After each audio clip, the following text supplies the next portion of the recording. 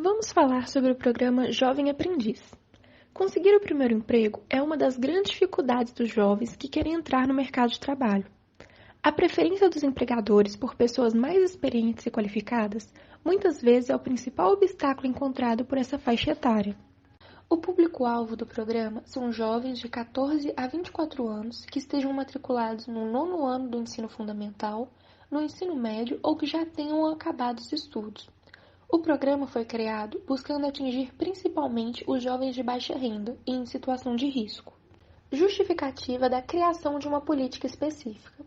A maior taxa de desemprego prevalece nos jovens da faixa etária de 16 a 24 anos, com 29,8% de desempregados em 2020, segundo o IBGE.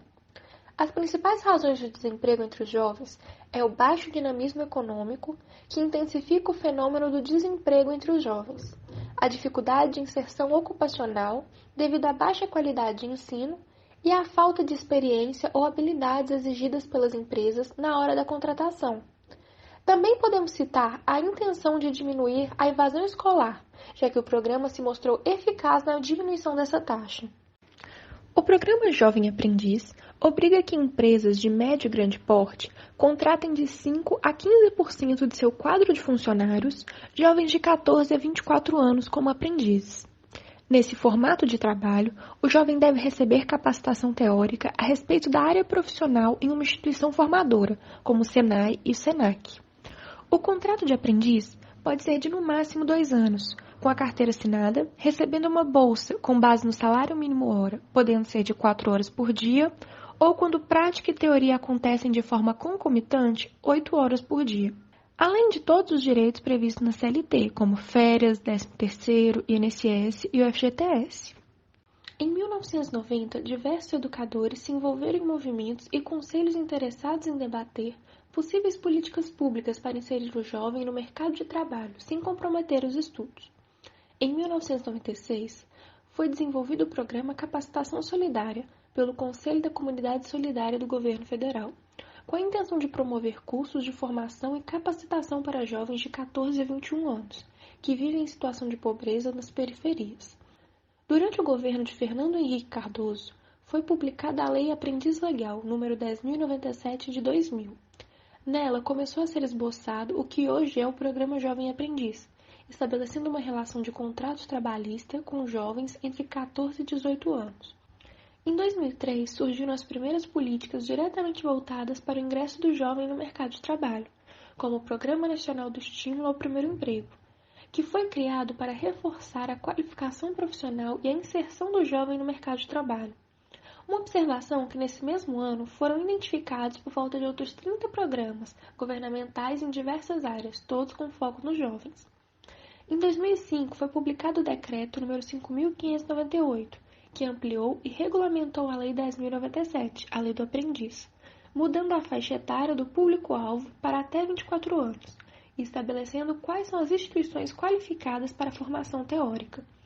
Houve também o surgimento da Política Nacional da Juventude, onde foi desenvolvida a Lei 11.180, o projeto Escola de Fábrica, que formava uma parceria entre diversas instituições, como ONGs, prefeituras e fundações, que trabalhavam na produção técnico-pedagógica, acompanhavam e organizavam o que fosse necessário para o funcionamento de unidades formadoras dentro das fábricas. Por fim, em 2018, o decreto que ampliava a Lei do Aprendiz, o 5.598 de 2005, foi revogado, mas tudo que estava contido nele passou a fazer parte do decreto número 9.579, que fala a respeito dos direitos fundamentais da criança e do adolescente.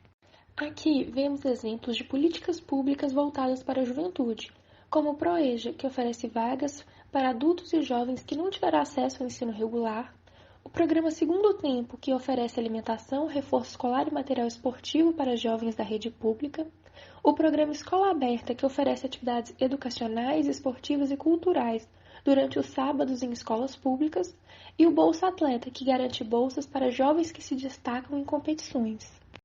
Pontos negativos do programa. Houve uma queda no número de contratação de aprendizes em 2015, que pode ser explicada pois, em épocas de crise, a exigência por profissionais qualificados aumenta. O empregador prefere manter a produtividade por menor custo. Outros motivos que dificultam a contratação de aprendizes por parte das empresas são candidatos que não se adequam ao perfil exigido pelas empresas, a falta de adequação dos cursos oferecidos pelos órgãos de aprendizagem profissional com as atividades exercidas nas empresas e a dificuldade que alguns empregadores encontram de conciliar as férias do aprendiz com as férias escolares, entre outras regras do contrato de aprendizagem. Pontos positivos do programa. O programa reduz as desigualdades sociais, gera empregos para jovens e adolescentes.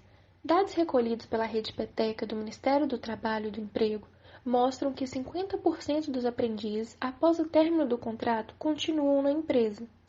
Induz o crescimento econômico, aumentando o poder de compra de uma população necessitada.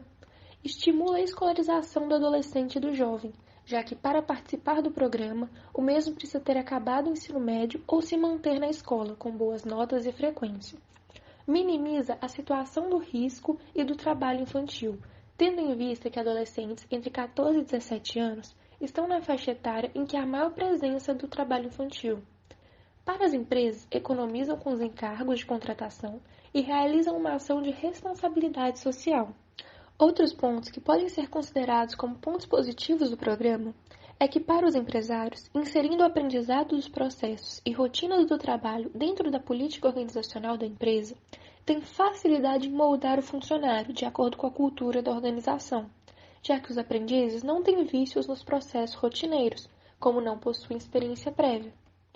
E o programa também pode ser um grande aliado no aproveitamento do bônus demográfico. Mesmo este sendo um tema polêmico se o Brasil ainda está ou não nesse bônus, no caso de estarmos, seria uma poderosa ferramenta para a qualificação do jovem para o mercado de trabalho.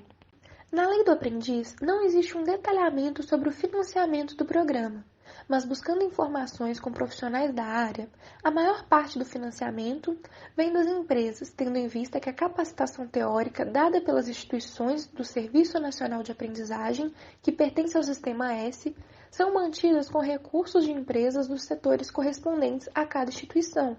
Por exemplo, o Serviço Nacional de Aprendizagem Industrial, o SENAI, é mantido a partir dos recursos arrecadados pela indústria. Os salários dos aprendizes são integralmente pagos pelo empregador. As contribuições das instituições ao Sistema S incidem sobre a folha de pagamento, são recolhidas pelo governo e repassadas às entidades, além de parcerias com empresas para ações de consultoria e treinamento, cursos pagos, entre outras medidas que os serviços de aprendizagem oferecem e contribuem com as receitas dessas organizações. A alíquota de contribuição empresarial para os serviços de aprendizagem é de 1%, existindo algumas exceções. As responsabilidades do governo são verificar se as empresas que possuem pelo menos 7 empregados em funções que necessitem de formação profissional cumprem a lei que obriga que contratem de 5% a 15% de aprendizes, baseado no quadro de funcionários.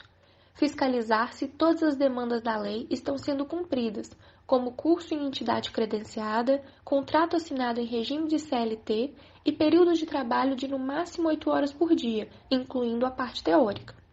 O governo ainda oferece benefícios tributários para as empresas que optam por contratar aprendizes, como no caso do FGTS, a 2%. O Fundo Nacional de Desenvolvimento da Educação monitora e busca estratégias para captar os jovens em maior necessidade expostos a situações de risco. Os serviços de aprendizagem são responsáveis por darem os cursos voltados para a qualificação profissional do jovem, como administração, elétrica, moda, panificação, marcenaria, entre diversos outros setores da sociedade. São essas instituições que cuidam e monitoram do desenvolvimento dos jovens na aprendizagem, repassando às empresas informações sobre presença, nota e desenvolvimento do aprendiz. Já os empregadores são responsáveis por zelar e oferecer ao aprendiz as ferramentas necessárias para o melhor aproveitamento possível durante o contrato. Por fim, o Ministério do Trabalho fiscaliza o cumprimento da CLT por parte da empresa. Duas observações que devem ser feitas. Primeiro, como citado anteriormente, o programa pode ser muito bem aproveitado pelas empresas, moldando o aprendiz conforme as políticas organizacionais da instituição. Segundo, que desde a vigência do programa, o número de contratações de aprendizes só aumentou, tendo uma pequena queda no período de crise em 2015, mas logo que passado voltou a crescer os números.